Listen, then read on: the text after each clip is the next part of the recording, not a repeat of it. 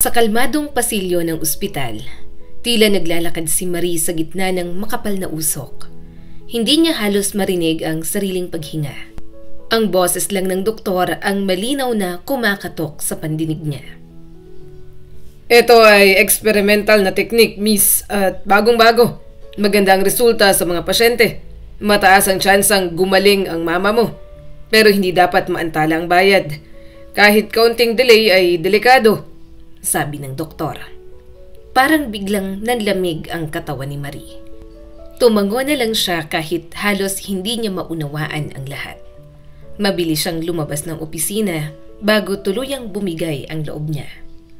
Pagdating sa labas, ramdam niya ang init ng araw ng Abril, ang huni ng mga ibon at ang baynayad na simoy ng hangin. Pero sa puso ni Marie, wala siyang nararamdaman kundi bigat. Umupo siya sa pinakamalapit na upuan sa hardin ng ospital. At doon, parang batang nadapa at napagod sa pagtakbo, napaiyak si Marie. Hindi basta hikbi, kundi yung iyak na may halong takot, pangamba at desperasyon. Dahil ang tanging taong minamahal niya sa mundong ito, ang nag-iisa niyang mama, ay maaari niyang mawala kung hindi niya agad makukuha ang halaga na may napakaraming zero na paulit-ulit na umiikot sa utak niya. Humugot siya ng malalim na hininga. Pinunasan ng luha, pinilit maging matatag kahit pakiramdam niya ay guguho na ang lahat. Dahan-dahan siyang naglakad pababa sa mahabang pasilyo papuntang labasan. Habang naglalakad, unti-unting bumukas ang mga alaala sa kanyang isip. Mga alaala ng lugar na pilit niyang kinakalimutan pero hindi niya malilimutan kailanman. Muling bumalik sa alaala niya ang kupas at malamig na pader ng ampunan. Ang mga tagapag-alaga, palaging pagod, palaging walang pakialam. At ang mga batang malupit, tila laging handang manakit ng mas mahina. Si Marie noon nakaupo sa may bintana. 2 payat na pigtails ang nakalaylay. Tahimik at laging nag-iisa. Araw-araw, pinapanood niya ang mga batang sinusundo ng magulang. Inaayos ang kuwelyo, inaabot ang kamay, kinakausap ng puno ng lambing. Naiisip ni Marie noon, bakit sila may nanay at tatay? Bakit ako wala? Ayaw ba talaga sa akin ng kahit na sino? 8 taong gulang siya nang lumapit sa kanya ang isang babae na may maganda at maamong ngiti. Nangingimi pa ito, parang kinakabahan sa unang beses nilang pagkikita. At doon, nagsimula ang isang pangyayaring babago sa buong buhay ni Marie. Hay, iha! Pwede ba kitang makausap sandali? Ako po? Nag-angat ng ulo at nanginginig ang boses na tanong ni Marie. Oo, ikaw. Ano ang pangalan mo? Ako po si Marie. Yumuko ang babae at pumantay sa level niya. Marie, ang ganda naman ng pangalan mo. Gusto mo bang maglakad tayo sa garden? Gusto lang kitang makilala. At yun ang simula ng kauna-unahang pagkakataon na may taong tumingin sa kanya ng may pag-aalaga. Hindi bilang pasanin, hindi bilang problema, kundi isang batang maaaring mahalin. Hindi pa alam ni Marie noon na ang babae pa lang yon ang magiging tanging ilaw sa buhay niya na puno ng dilim. Pero bago niya maituloy ang pagbabalik tanaw, bumalik siya sa kasalukuyan. At sa kasalukuyang yon, masalimuot, malupit, at mahal ang kapalit ng pag-asa. Huminto si Marie sa gitna ng sidewalk. Pinisil ang sarili, pinunasan ng luha at bumulong. Hindi kita mawawala, ma. Kahit anong mangyari, hahanap ako ng paraan. Pero paano? Paano ka makakahawak ng liwanag kung ang buong mundo ay tila nagdidilim? Sa gitna ng malungkot at malamig na bakuran ng ampunan, tumayo ang babaeng unang lumapit kay Marie. May hawak itong maliit na stuffed toy at nandoon sa mga mata niya ang isang sakit na tila matagal nang naghahanap ng anak na mamahalin. At sa boses na may halong kaba at pag-asa, tinanong niya ang batang Marie. Marie, gusto mo bang tumira sa akin? Gusto kitang maging anak. Po? Ako po? Talaga? Napatingin si Marie, nagulat at nangilid na ang mga luha. Kung papayag ka, Iha, gusto kong ako ang maging nanay mo. Lumuhod ang babae sa harap niya at hinawakan ang kanyang mga kamay. At doon, walang pag-aalinlangan. Walang takot, walang tanong. Iniabot ni Marie ang munti niyang kamay. Isang simpleng hakbang pero nagdala ng liwanag sa mundo na puro dilim. At doon, hindi na sila naghiwalay. Lumaki si Marie na may tunay na tahanan, tunay na pagmamahal, at isang ina na lagit-laging nasa tabi niya. Lumipas ang mga taon, naging masayahin, matalino at masipag si Marie.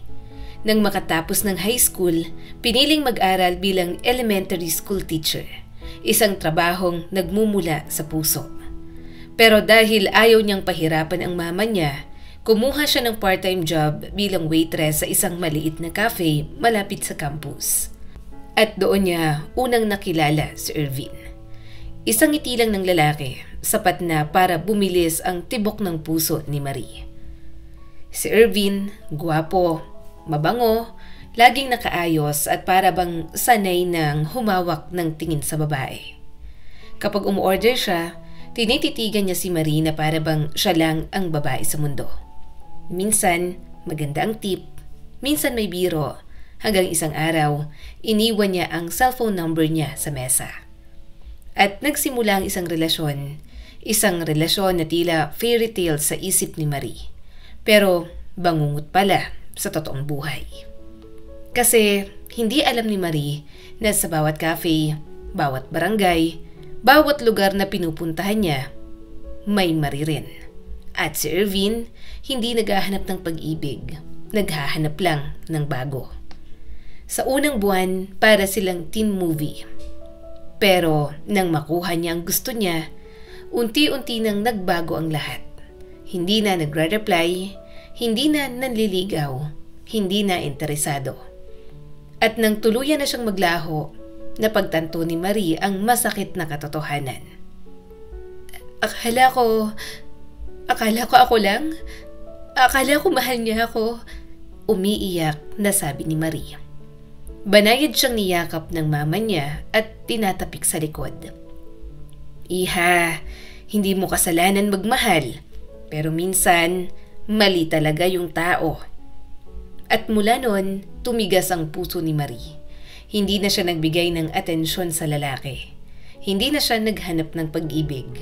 Ang buong mundo niya ay nag-iba. Isang araw, napansin niya ang kakaibang pamumutla ng mama niya. Nang hina ito, walang gana, pagod tuwing uuwi galing trabaho. Una, akala ni Marie ay stress lang. Pero nang makita niyang bumagsak ang mama niya sa kusina, halos mabali ang puso niya. Hindi niya inalintana ang pagwawala ng mama. Hindi niya inalintana ang pag-ayaw nito sa doktor. Sa literal na paghila at pagyakap, nadala niya ang mama niya sa ospital. At doon, sa mismong araw na yon, gumuho ang mundo niya. Miss Marie, hindi po magandang resulta. Severe ang kondisyon ng mama niyo. Kailangan niya ng mahal na gamot at posibleng bone marrow transplant. Parang nawala ang hangin sa dibdib ni Marie. Pumikit siya at nanginginig. Bone marrow transplant? Experimental treatment? At walang delay sa bayad? Saan siya kukuha ng ganoon kalaking pera? Hindi na niya maalala ang huling sinabi ng doktor. Ang alam lang niya, pinipili ng kapalaran na subukin ang tapang niyang itinayo ng mama niya. Ma, ipaglalaban kita.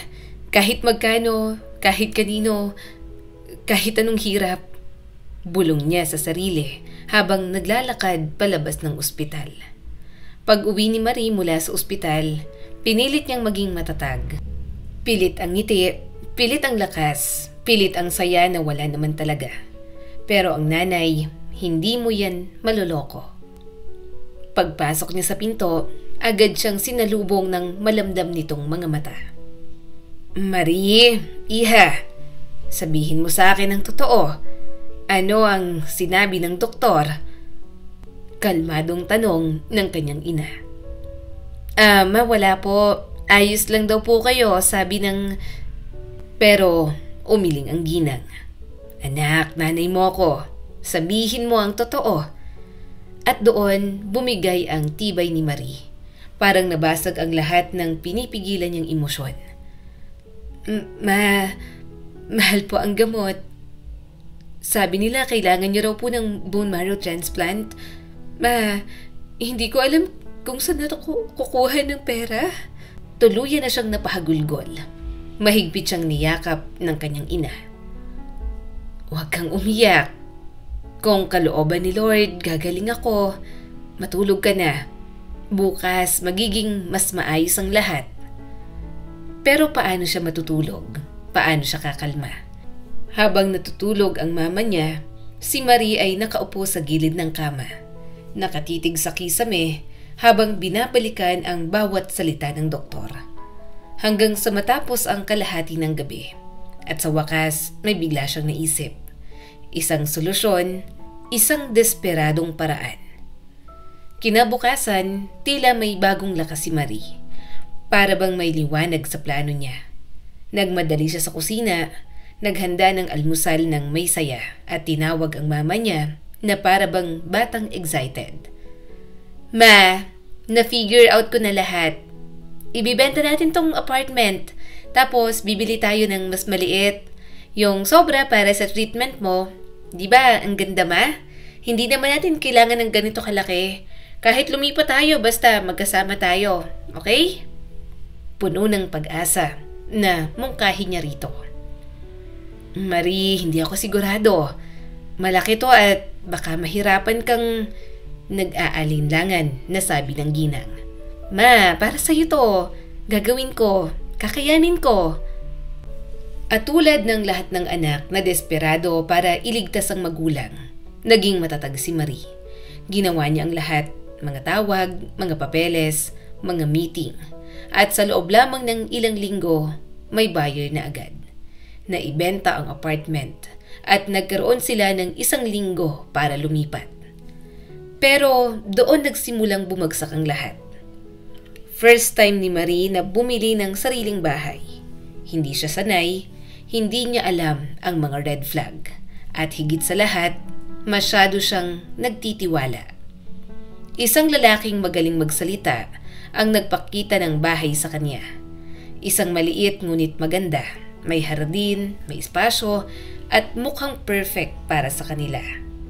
Hindi niya napansin na 1 letra lang ang pinagkaiba ng 2 street name.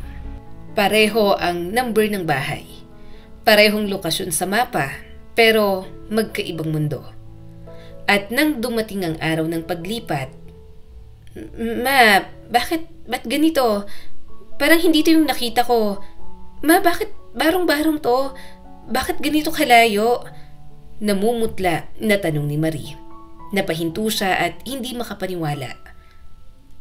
Marie anak, ano to? Napahawak sa dibdib ang kanyang ina at tila nanlalambot ang tuhod. Sa harap nila, hindi cozy ang cottage, hindi magandang garden, hindi maaliwalas na tahanan.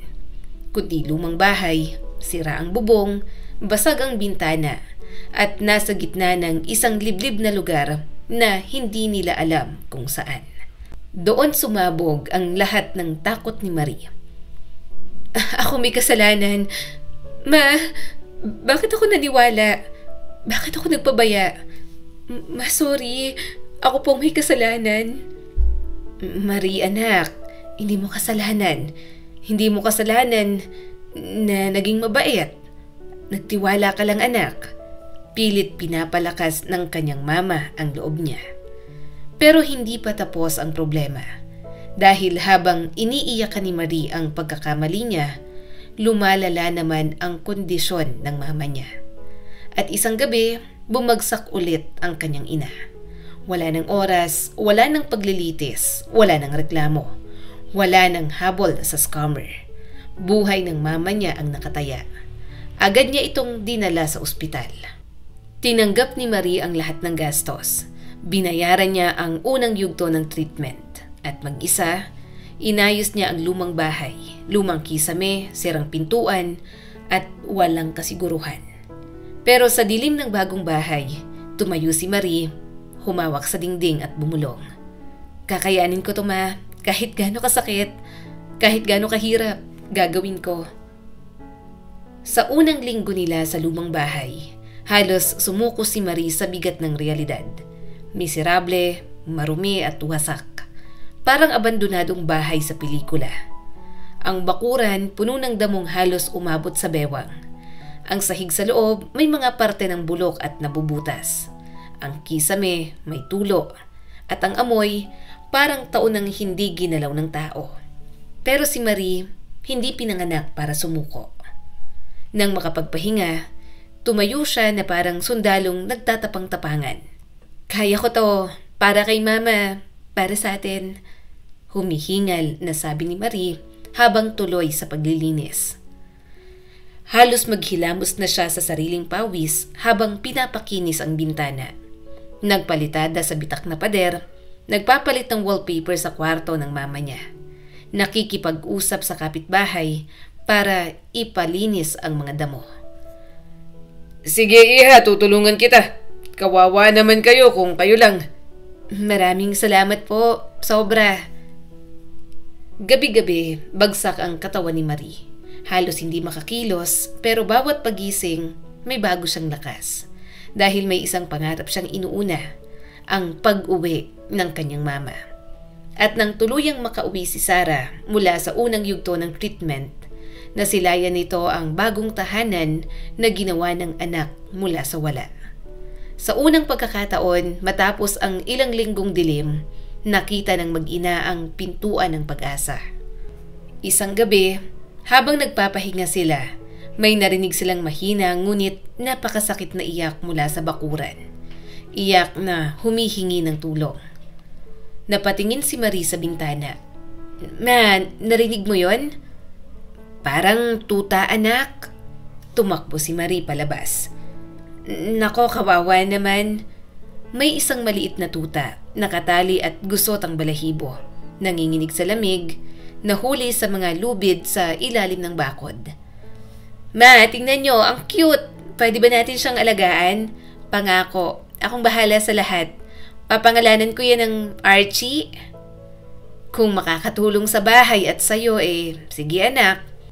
At mula nung gabing yon, naging 3 ang buhay sa kanilang maliit na bahay. Si Marie, si Sarah, at si Archie na laging tumatakbo palapit kapag umiiyak si Marie. Parang anghel na may buntot at 4 na paa. Hindi nagtagal, nakahanap ng trabaho si Marie bilang teacher sa lokal na paaralan. Unti-unting gumanda ang buhay. Pero sa likod ng mabagal na pagbuti, may isang anino na sumusunod sa kanya. Si Anton ang naghahari-harian sa kanilang lugar. Mula pagkabata, talagang siga na ito. Laking mayaman, laging lasing, walang trabaho, may makapangyarihang tatay. At mula't simula, hindi marunong tumanggap ng hindi. Unang linggo pa lang ni Marie sa pagtuturo, nagsimula ng mangulit ang lalaki. Marie, huwag ka nang mag-inarte. Pakasalan mo na ako. Alam mo bang, pag napasagot kita, para kang nanalo sa loto. Alam mo naman kung sino ang tatay ko, di ba? Mayabang at lasing na sabi ni Anton. Hindi kita mahal, Anton. Hindi kita mamahalin at walang pera o pangalan na makakapagpabago nun. Walang takot na sabi ni Marie. Ganon? Ngayon pa lang tumatanggi ka na. Sige, tingnan natin kung hanggang saan ang tapang mo. Naiiritang tumawa si Anton. Simula noon, palagi niya itong nakikita sa eskwelahan, sa palengke, sa kanto, sa daan pa uwi, laging nakasilip at laging may ngisi. At si Marie, laging nagdadasal na huwag silang mag-krus ng landas. Pero ang tadhana, hindi marunong makinig sa takot. Isang gabi, isang pangyayaring hindi niya akalain ang tuluyang tumaob sa tahimik nilang buhay. Isang pangyayari na magpapabago sa kapalaran niya at magbubukas ng pinto sa isang tao na hindi niya inaasahan. Gabi na at tahimik ang buong paligid. Si Sarah ay nakaupo sa lumang sofa, nakatutok sa paborito niyang teleserye. Si Marie naman ay nakayuko sa mesa, pagod na sinusuri ang workbooks ng mga estudyante niya. Walang anumang senyales ng bagyo. Hanggang bigla ang may malakas, sunod-sunod at mapilit na katok sa pinto. Napatingin si Marie sa kanyang ina. Sino kaya yon? Lumapit siya sa pinto at kinakabahan. Dahan-dahan niya yung binuksan.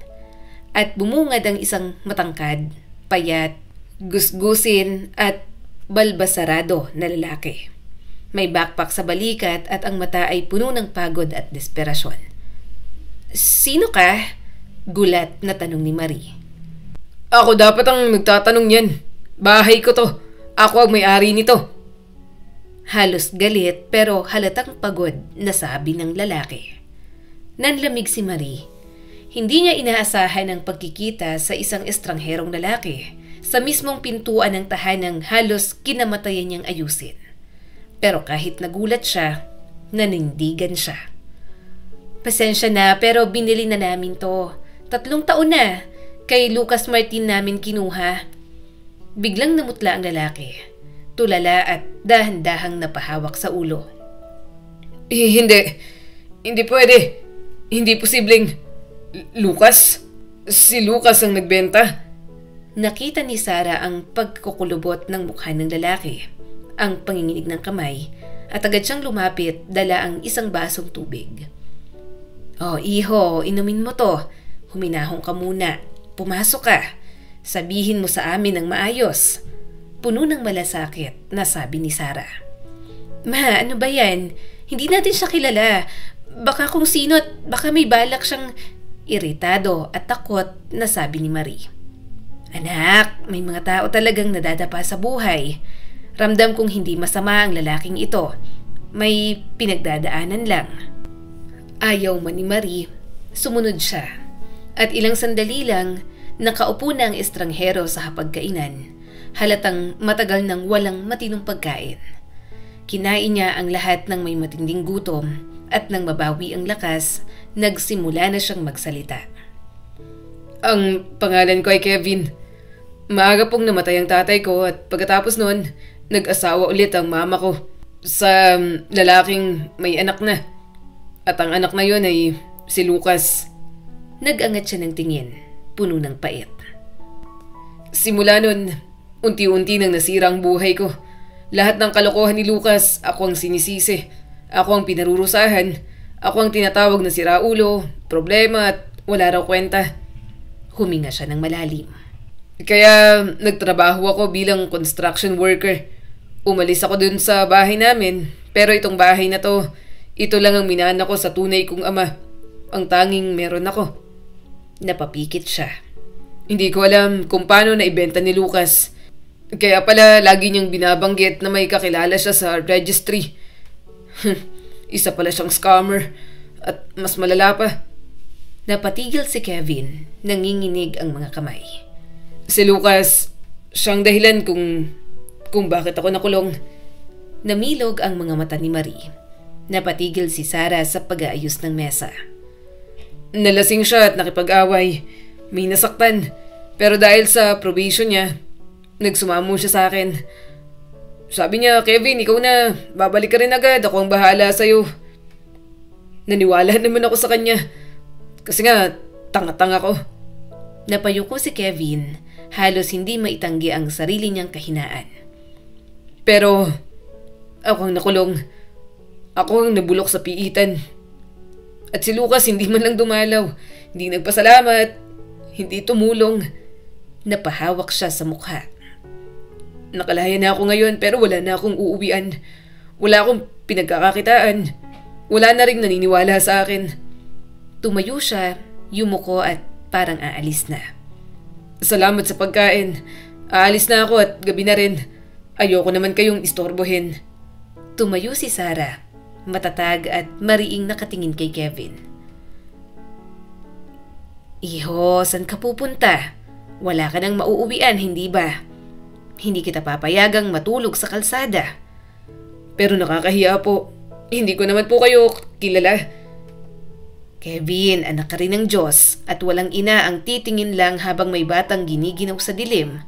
May kwarto dyan na bakante. Lilinisin ko. Dito ka muna hanggang makapagsimula ka ulit. Namuo ang mga luha sa mata ni Kevin. Hindi ko po alam kung paano magpapasalamat. Sa mabuting puso, iho, hindi kailangan ng bayad. Nakangiting sabi ni Sarah. At doon, pumasok sa buhay nila ang isang taong hindi nila kilala pero tila ipinadala ng tadhana. Hindi alam ni Marie kung dapat siyang matakot o magtiwala. Pero alam niya ang isang bagay. May malaking pagbabagong paparating at hindi niya alam kung babala ba ito o biyaya. Nang sumunod na araw, maagang gumising si Kevin. Siya ang nag-aayos ng sirang pinto, tumutulong sa pag-iigib ng tubig, nag-aalis ng mga damo, naglilinis ng bakuran. Mga trabahong panlalaki na matagal nang pinasa ni Marie mag-isa. At sa bawat araw na lumilipas, unti-unti nilang nararamdaman ang gaan ng buhay. Nang magkaroon siya ng maliit na trabaho bilang driver sa isang poultry farm, lalong nagkaroon ng direksyon ang araw-araw niya. Naging mas maayos siya, mas malinis tingnan, mas desente at mas may kumpiyansa. At si Marie, napapansin ng lahat. Tuwing gabi pagkatapos ng trabaho, naglalakad sila ni Kevin papunta sa lawa na nasa likuran ng barangay. Doon sila umuupo sa lumang kahoy na bangko habang tinatamaan ng malamig na hangin ang mukha nila. Hindi ito tulad ng dati niyang pag-ibig, ang marahas, mabilis at nakakasunog na pagsuyo niya kay Ervin. Ito, tahimik, malalim at payapa. Sa tabi ni Kevin, naramdaman ni Marie ang bagay na hindi niya naramdaman kailanman. Ang kapanatagan. Minsan iniisip ko, kung hindi ako nagkamali nun, iba sana ang buhay ko. Sabi ni Kevin habang nakatanaw sa tubig. Kevin, hindi ikaw ang nagkamali. Inabuso ka, pinagkatiwalaan mo lang ang maling tao. Ngumiti ng bahagya si Kevin. Siguro, pero ngayong nandito na ako, parang unang beses ko na may totoong tahanan. Napayuko si Marie at tinatago ang kilig. Salamat sa pagtulong sa amin. Hindi ko ginagawa dahil kailangan. Ginagawa ko dahil gusto ko. Dahil mahal ko kayo. Lalo na ikaw. Hindi nagmadali ang relasyon nila. Walang halikan, walang madudulas na salita. Pero araw-araw, lumalalim ang koneksyon nila. Parang dalawang taong matagal nang magkasama kahit kakikilala pa lamang nila. At unti-unti, naging tahanan nila ang isa't isa. Pero may isang tao na hindi matanggap ang bagong simula ni Marie. Walang iba kundi si Anton. Nabalitaan ng buong baryo, nalaman ng mga lasinggero sa kanto, umabot sa mga tindahan at balengke. Si Marie ay may bago ng kasama, yung ex-convict raw na nakatira sa lumang bahay. At para kay Anton, isang malaking kahihiyan yon. Isang sampal sa ego niyang pinalaki ng pera ng kanyang amang makapangyarihan. At simula nun, hindi na siya tumigil sa pangaabala. Habang papalabas si Marie sa eskwelahan, biglang sumulpot si Anton. Oh, paborito kong teacher, kumusta? Di ka na nagpapakita sa akin ha? Baka busy ka na sa preso mong boyfriend. Umirap si Marie at naglakad papalayo. Uy, kinakausap kita, huwag kang magmalinis. Alam mo kung sino ka. Tiniis ni Marie ang lahat, hindi niya sinabi kay Kevin. Ayaw niyang mapasubo si Kevin lalo na't bagong laya lamang ito. Pero hindi mo maitatago ang lungkot sa taong tunay na nagmamahal. Napansin ni Kevin ang bigat sa mata ni Marie at isang araw, napuno na siya. Naabutan ni Kevin si Anton sa labas ng tindahan. Anton, pakiusap. Huwag mo na siyang guluhin. Isang salita mo pa, hindi ko na alam ang magagawa ko. Mahina pero maotoridad na sabi ni Kevin. Tumawa ng malakas si Anton at mapang-insultong sumagot. Ah, wow! Umuong mo lang preso ah. Anong gagawin mo? Laban? Sige nga, para maibalik ka na rin sa bilangguan. Doon ka naman bagay. Bigla niyang sinuntok si Kevin. Pero hindi inaasahan ni Anton. Isang mabilis, diretsong suntok mula kay Kevin at sapul siya sa panga. Tumalbog si Anton sa lupa. Naglakad si Kevin palayo nang hindi lumilingon. Simula noon, tumahimik si Anton. Sa paningin ni Marie at Kevin ay tapos na ang gulo. Walang istorbo, walang sigaw, wala nang pangaabala. At muli silang huminga ng maluwag. Pero ang hindi nila alam na ang katahimikang yon ay hindi pagsuko, kundi bagyo na unti-unting umiipon sa dilim. Si Anton ay hindi nakalimot, hindi naka-move on, hindi napahiya ng basta-basta. Sa halip, nag-ipon siya ng puot, nagdala ng galit at sumumpa siya. Babayaran mo Marie at Kevin ang kahihiyan ko. Sa anumang paraan. Ang baryo ay payapang natutulog, pero sa isang sulok ng madilim na kalsada, may 3 kaluluwang nilamon ng alak, inggit at galit. Si Anton, lasing na lasing, kasama ang mga tauhan niyang sina Paul at Sam. Mga lalaking sumusunod sa kanya dahil sa takot, hindi dahil sa respeto. At doon, nagkaroon ng isang plano. Isang masamang balak na sisira sa buhay ni Marie, Kevin at Sarah. Nakabungis-ngis na nagsalita si Anton. Makinig kayo. Pag dumilim, pupunta tayo sa bahay ng preso. Gigisingin natin sila. Tatalian natin silang lahat. Tapos... Humigop siya ng alak, nakangisi sa demonyong ideya. Bubuhusan natin ang gasolina ng buong bahay. Sila mismo ay magiging abo. Tumawa naman si Paul. Game ako dyan, sigurado yan. Walang investigasyon. Tatay mo naman ang may hawak sa pulis. Kinakabahan si Sam at nagdadalawang isip, pero sumagot pa rin. Anton, ibang usapan na to. Hindi na to basag ulo, sunog, tao. Anton, baka naman sobra na. Naduduwag ka na pala. Baka nakakalimutan mo. Yung dokumentong ikakalaboso mo. Nasa safe ko pa yun. Sinong nagligtas sa'yo nun? Di ba ako? Malakas na sinuntok ni Anton ang mesa.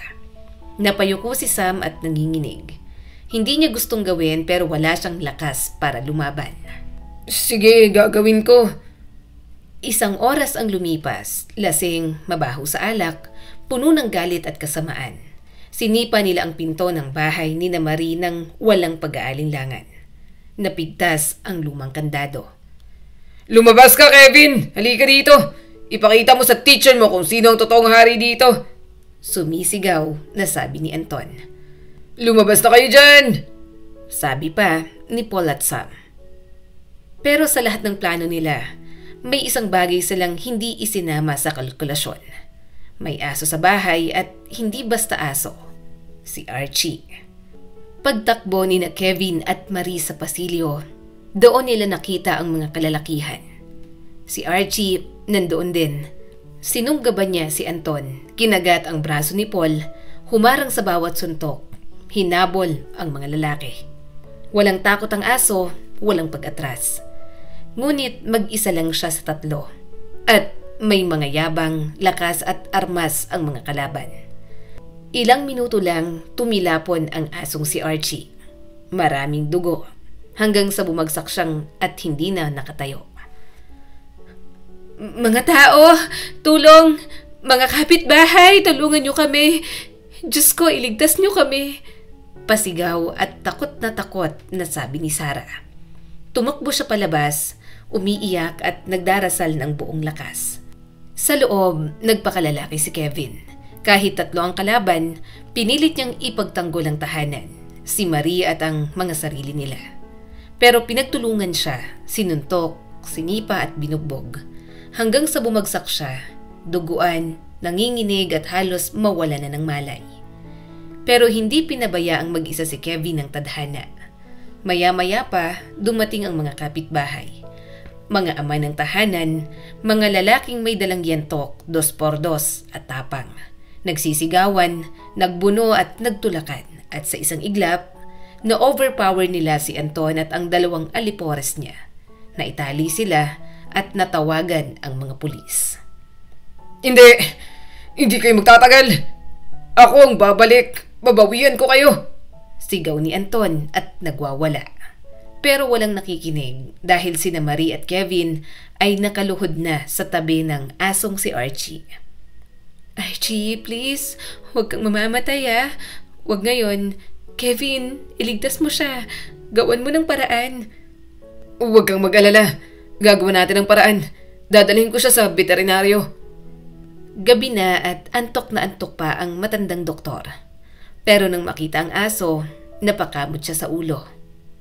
Aba, hindi naman tao yan. Hindi ako veterinaryo. Pero sige, pasok niyo at gagawan ko ng paraan. Pero wala akong garantiya. 2 oras, puno ng dugo, tahi, pagod at dasal, tiwala at takot. Paglabas ng paramedic, umupo ito sa hagdan, humitit ang yosi at tumingin kay Kevin. Kevin, ginawa ko lahat. Kung mabubuhay siya hanggang umaga, mabubuhay talaga siya. Pero kung hindi, huwag niyo akong sisisihin. Tao lang ako. Maraming salamat po. Kahit ano pong mangyari, salamat pa rin. Nakayokong sabi ni Kevin. Buong gabi, hindi nila iniwan ang asong si Archie. At nang sumikat ang araw, dahan-dahang dumilat si Archie. Dumila sa kamay ni Marie, umungol ng mahina at gumalaw. Buhay siya. Archie, buhay ka. Mahal na mahal kita. Salamat sa pagligtas mo sa amin. Tuwang-tuwang sabi ni Marie. Matibay talaga tong aso mo. Parang ikaw. Sabi naman ni Kevin. Matagal nilang inalagaan ang aso. Gamot, antibiotics, paghahanda ng masusustansyang pagkain, pagbabantay sa sugat. At tulad ng isang tunay na milagro, gumaling ang aso na nagligtas sa kanilang lahat. Pero habang gumagaling si Archie, may isang halimaw na nagbabalik sa dilim. Si Anton at ang galit niya ay hindi pa tapos. Makalipas ang ilang araw mula sa nangyaring pag-atake, dumating sa baryo ang isang detective mula sa lungsod. Hindi niya kilala sina Marie, Kevin o Sarah. Ngunit dala niya ang isang listahan ng mga reklamo, testimonya at dokumento laban sa ama ni Anton. At nang sinimulan ang investigasyon, natuklasan ng lahat. Bribery, illegal land deals, harassment, pag-cover up ng krimen at pang-aabuso sa kapangyarihan. Sa huli, nahatulan ng mag-ama. Nang banggitin ang pangalan ni Anton, nalantad ang kanyang mga kalokohan. Ang galit at inggit at ang panganib, tuluyang nawala sa buhay ni Marie at Kevin. Isang araw, habang sinusubukan ni Kevin na linisin ang bodega, inalis niya ang mga luma at nabubulok na ladrilyo. May nahawakan siyang matigas, parisukat at parang kahon. Marie, may nahila ko. Teka lang. Binuksan nila ang lumang kahon at parang tumigil ang mundo. Mga lumang gintong barya, silver coins, mga nakabalot na jewelry at mga papeles ng lumang inventory. Hindi makapaniwala si Marie, lalo na si Kevin. Marie, sinabi ng tatay ko nun, yaman daw ng great-grandfather ko. Mayaman sila galing sa minahan, pero sakim, hindi binigay sa lolo ko. Hinukay daw nila ang buong lupa pero walang nahanap. Napatawa ng mahina at hindi makapaniwala si Kevin. Nandito lang pala. Nandito sa bodega at nakasama sa pader. Diyos ko. Lumapit si Marie, niyakap si Kevin. Kahit wala ka nito, mamahalin kita. Pero kung mahal mo ko, pakakasalan kita. Tumawa si Kevin nang may luha sa mga mata. Ibinanta nila ang kayamanan at sa unang pagkakataon sa buhay nila, nagkaroon sila ng magandang buhay. Maaliwalas, kompleto, ligtas at puno ng pagmamahal. Nagkaroon din sila ng engrandeng kasal. Hindi dahil sa pera, kundi dahil may 2 pusong nagtagpo sa gitna ng mga sugat. Lumipas ang mga taon, puno ng katahimikan at kaligayahan. Pero may isang anino ng lungkot, hindi magkaanak si Marie. Walang problema sa kanyang kalusugan ayon sa doktor. Pero taon ang lumipas, walang dumating na sanggol. At nasasaktan si Kevin na tuwing dadaan sila sa baby section ng grocery, nakikita niyang nakatitig lang si Marie sa mga maliliit na sapatos, sa crib, sa mga laruan. Kaya gumawa siya ng malaking desisyon. Isang araw, sinundo niya si Marie pagkatapos ng trabaho. Nagulat si Marie nang makita nilang huminto ang kotse sa harap ng ampunan, sa lugar kung saan siya lumaki. Kevin, bakit tayo nandito? Ayoko dito. ang daming sugat ng kabataan ko rito. Marie, mahal kita. At mahal ko ang pangarap mo na magka-baby. Pero bakit tayo natatali sa isang bagay na hindi natin hawak? May mga batang naghihintay ng pamilya. Marie, mag-ampun tayo. Hindi mahalaga kung kanino galing ang dugo, kundi kanino galing ang puso. Napaiyak si Marie sa sinabi ng kanyang asawa. Niyakap niya si Kevin ng buong lakas. Parang ngayon lang siya muling nakahinga. Kasabay ng panginginig niya, sumabog ang pagmamahal niya sa asawang hindi siya iniwan kahit kailan. Pagpasok nila sa playroom, may isang batang lalaking 3 taong gulang. May lumang laruan na walang gulong. Medyo hirap maglakad dahil sa pilay. Tumigil ito nang makita sila. Tumakbo ng mabagal, nakangiti, may lakad na alanganin, diretso kay Kevin. Parang sinalubong ni Marie ang sariling nakaraan, isang batang hinintay ng puso. At tulad ng naramdaman noon ng kanyang mama Sara, narinig niya sa dibdib niya ang isang bagong tibok. Ipinagpilitan ng prinsipal na huwag yon ang ampunin. Trouble daw, maingay, wala lang kilalang ama, ang ina naman ay lasenggera. May sakit pa sa paa at kailangan operahan. Pero tumayo si Marie at Kevin. Walang pagdadalawang isip. Si Tommy ang anak namin. Inabot ng 1 taon ang operasyon at therapy ni Tommy. Mahirap, magastos at nakakapagod. Pero hindi nila sinukuan ng bata. Pagkatapos ng lahat, lumaki si Tommy na matalino, masayahin at mapagmahal. Si Kevin ang unang nagturo sa kanya kung paano magbisikleta. Si Marie naman ang nagbasa sa kanya ng mga kwento tuwing gabi. Tuwing patutulugin siya ni Marie, sinasabi niya ang 3 salitang, "I love you, anak." At para kay Tommy, sapat na yon para maging buo ang mundo niya. Isang araw, napansin ni Marie na lagi siyang pagod, laging nahihilo at palaging naghahanap ng pickles. Si Sara, ang kanyang ina, ang unang nakahalata. "Anak, bakit hindi ka magpatingin? Hindi ako doktor, pero sa tingin ko ay buntis ka." At nang ma-ultrasound, 2. Kambal, 2 biyayang matagal niyang hinintay. Hindi alam ni Kevin kung iiyak o tatawa. Dumating ang araw, ipinanganak niya ang kambal at sa ospital, niyakap ni Marie ang kanyang ina. "Mami, salamat dahil pinili mo ako noon at hindi mo pinalaya si Kevin. Dahil sa'yo, buo ang pamilya ko." "Nako anak, hindi ako yon. Plano yan ng Diyos. Ang tao gagawa lang ng kabutihan at babalik yan, 100, 1,000, 10 ulit, 100 beses." Sabi ni Sara at hinawakan ang pisngi ng anak. At sa tahanang minsan ay halos naging abo, nabuo ang pamilyang pinangarap ni Marie.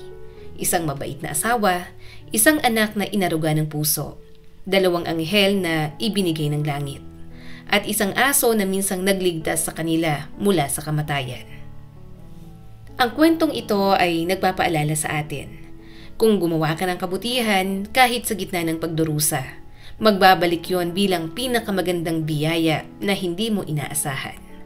Kaya kung may pinagdaraanan ka ngayon, kapit lang, tumayo, huminga at magpatuloy. Dahil tulad ni na Marie at Kevin, mula sa dilim, may tahanang muli. Mula sa sakit, may pag-asa. At mula sa isang pusong handang magmahal, may pamilya at himala na naghihintay. Laging tatandaan na ang kabutihan ay mas malakas kaysa sa galit, inggit o kasamaan. Muli, ako po si Skylar Guro at sana'y may bago na naman kayong natutunan sa kwento natin ngayon.